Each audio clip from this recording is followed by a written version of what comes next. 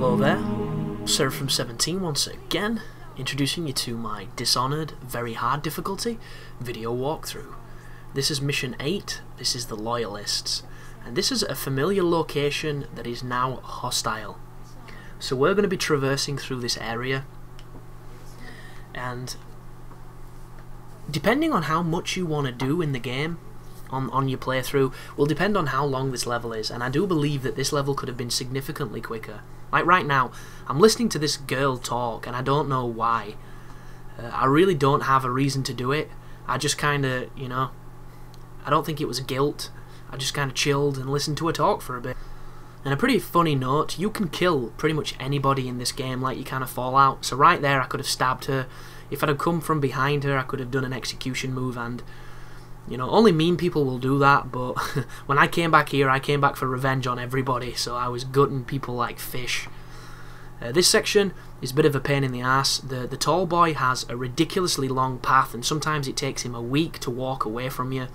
So I was looking for alternative paths, maybe up these rocks, and luckily enough, on this particular instant, he walked past me and continued down the street, which gives me the perfect opportunity to get to the other side. So there he is. As soon as he starts walking the other way, you want to backtrack to where you are. I'm leaning here if you're wondering why he can't see me. He starts shooting at somebody, I think, I'm not too sure. Then he goes down the street, which means I can now do the path I want to take. So if you blink back to where we entered, up here, you can then blink to the directly over where I'm looking now, onto a, it's like a tarp awning. I forget the name of this particular thing. You can't really see it for the foliage, which is a pain in the ass, but from here, you want to wait till that guy across the road turns away. As soon as he turns, we're going to be blinking onto that light. So just watch him. Be patient. There's the turn. There's the blink. And then wait for yourself to regenerate. And we're going to be hopping and blinking directly over there onto the awning once again. Onto the little veranda thing. I'm not too sure what they're called. But now we're back inside. We're going to be looking for some objectives. So what you want to do if you want to get through this the fastest is you want to go directly to the place where you spoke to Pendleton. I think it's like a lighthouse tower area. In there is the, I think she's called Callista, and once you open the door you can use a flare gun to summon Samuel, and I believe if you wait for him to arrive you can just go talk to Samuel and then get to the King Sparrow Island. But I'm not too sure if it works, so what I ended up doing is I ended up coming back to my bedroom where it says Emily is, and when you go into the Emily room, you can read a letter that tells you she's been taken to King Sparrow Island, and I believe that letter triggers Samuel to turn up. I don't know 100% guys, it's just the way that this mission took place. On my first run through I saved Pielo and Sokolov, and I used that ability to kill everyone in the area. This is not a lethal playthrough, so obviously I couldn't do that, but this is the tower that you go into, that you talk to Callista, and you can use the flare gun for. And then all you have to do from here is make your way into your bedroom across that balcony that I just walked on. The only problem is getting into Corvo's room is a fucking nightmare. I don't know what the game developers were thinking, because well, obviously they were thinking that, you know, you might have to use a different strategy, but there's about 5 guys in that room, and I wish there was a super cool way of getting in and getting out without being spotted, but I couldn't do it.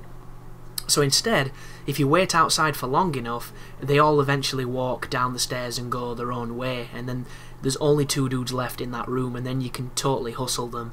But before that, it's really difficult to get in there unless you're fast and you've got a lot of blinks.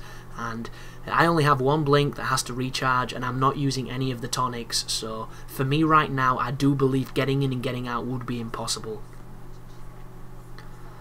And once again I'm listening to a conversation that I probably don't have to, so I do apologise for people just wanting straight up business from this guide. But this is the second to last mission, and the next one can be pretty quick if you know what you're doing, and fortunately enough I know what I'm doing.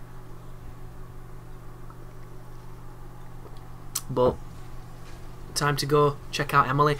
Oh, right now, if you can hear people shooting, it's the tall boys shooting, I assume, at the building that the 2 scientists are in.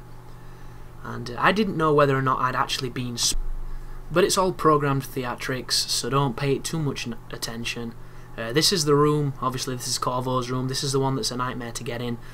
It looks like you can get up these balconies, but I say balconies, these little woodwork areas, but I think it's too small for a grown man. And if you lean into this room, you'll notice that there's a stack of people in it talking, and there's a couple of guys patrolling.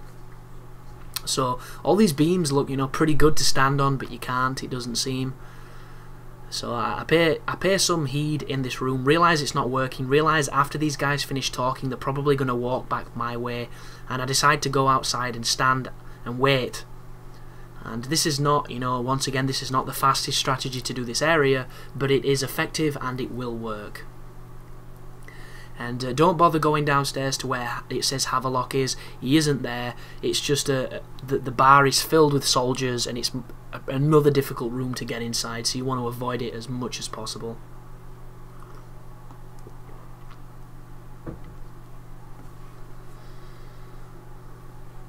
But just chill out. Don't get too impatient. You will see them pass. 2 guys pass, and I believe then's your cue to go into the room. And I would have sped this up, but the video isn't too long, so I've left it in its full duration. And you can notice by the audio that I'm responding to things that are happening around me, because I can hear a lot of stuff in my headset. There is the guys that leave the room. This is your opportunity to enter. I'm always going to lean so that I don't get caught out by that guy who is literally there. And what happens is when he walks into this room, it gives you a nice window to go to the desk and pick up the letter. And you want to use this to your advantage. So follow him into the room, make an immediate right, and just be as cheeky as you can. There you go. Grab the letter, get the hell out of there.